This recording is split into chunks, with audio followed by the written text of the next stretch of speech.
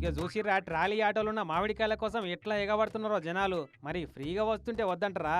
ఏరుకొని ఏరుకొని మంచి మంచి అన్ని సంచులు నింపుకపోతున్నారు ఒక్కొక్కరు అయితే. అన్ని కాయల లెక్కనే అవపడుతున్నాయి కానీ కొంటపోయి పేపర్లలో పెట్టి మక్క పెడితే 2 రోజులలో మంచిగా మక్కి పండ్లు అవుతాయట.